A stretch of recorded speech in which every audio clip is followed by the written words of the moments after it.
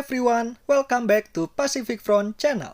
There's one thing that stood out from the Naval Group press release about the Indonesian Scorpion Evolved submarine contract. The Indonesian Navy's next submarines will use a full lithium-ion battery as energy storage instead of a widely used lead-acid battery or an AIP system to generate extra electricity. Why is it? What the lithium-ion battery has to offer compared to the existing counterparts? Today, let's discuss it more in depth, from the threats and disadvantages of the AIP system and the shortcomings of lead-acid batteries, to why lithium-ion is the best solution for Indonesian submarines. Stay tuned.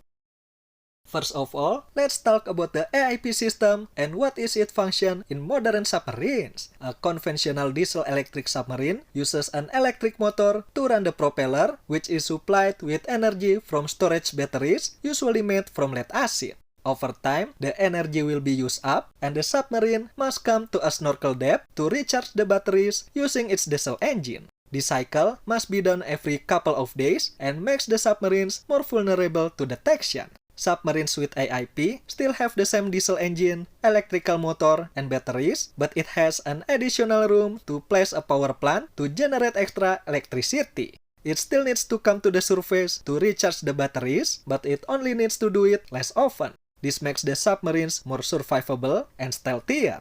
Although to some extent the AIP can be used to recharge the batteries, it's not the most effective and efficient way. The AIP is mainly used to generate electricity directly to the electric motor and to power what is called a hotel lodge.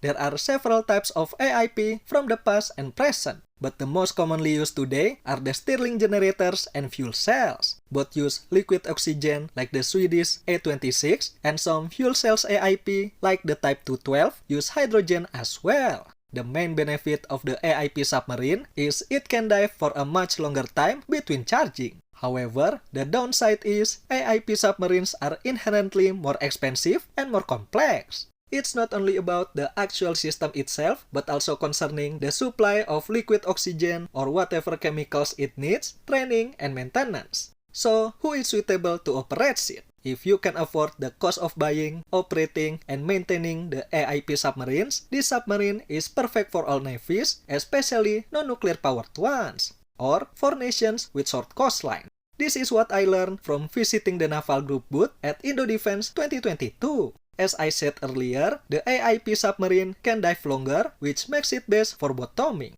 Bottoming is when a submarine sits at the bottom of the sea or move very slowly using the AIP system, listening to whatever happens around it.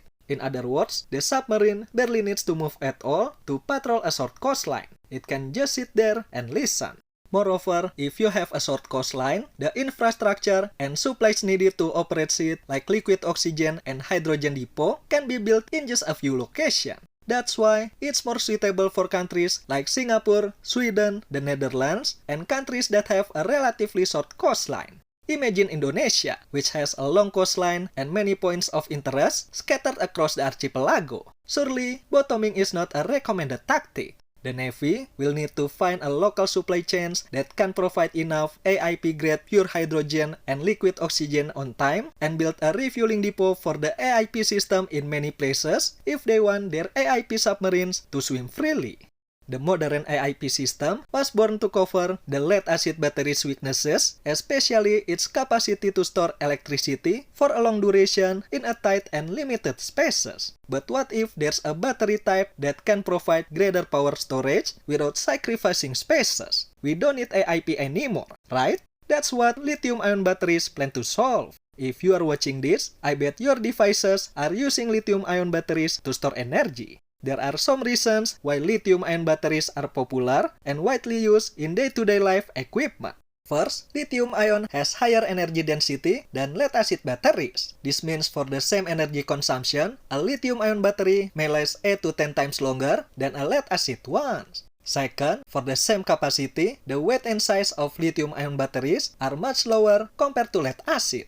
Third, lithium-ion batteries have an efficiency battery capacity of at least 95%, whereas lead-acid has an efficiency of around 80 to 85%. Effective battery capacity is related to how much percent of energy stored in the battery that can actually be used. Fourth, lithium-ion can accept a faster rate of current, charging quicker than lead-acid. And fifth, lithium-ion has a far superior discharge curve that the battery voltage falls very little until fully discharged, while lead-acid voltage drops significantly throughout the discharge rate. Although lithium-ion batteries are more expensive than lead-acid, lithium-ion lasts several times longer, and over the lifetime, it's more cost-effective. For submarines, this means enhanced silent operations, better speeds and sprints, longer underwater endurance, and significantly greater overall performance over diesel-electric submarines and comparable with AIP submarines. It's not without risk and danger though. The main danger of lithium-ion batteries involves the flammability of electrolytes inside the battery cells. Damage from aging or abuse can cause an internal short circuit that can ignite the electrolyte, posing danger to the submarine and the submariners. The battery cells can get damaged through thermal abuse, electrical abuse from overcharge or over-discharge, or physical abuse such as crash, drop, or bullet penetration.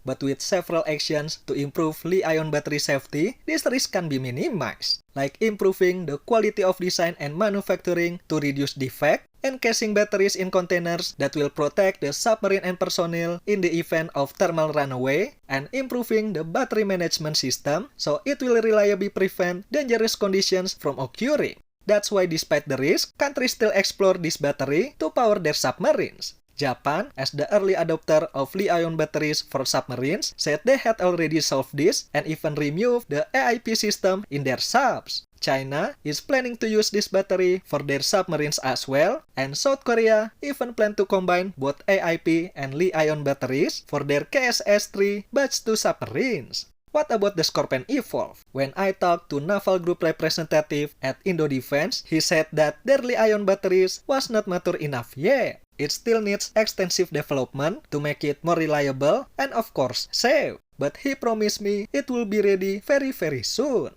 This move is also in line with Naval Group's plan to propose its diesel-electric submarine with lithium-ion battery exclusively and stop offering lead-acid ones in the future. And that's it for today. The reason why Indonesia's next submarines are using lithium-ion batteries and its advantage over the conventional and AIP counterparts. What do you think of lithium-ion batteries in submarines? Do you think it will remove the need for AIP entirely? Let us know in the comment section below. Thank you for watching everyone. I'll see you in the next one.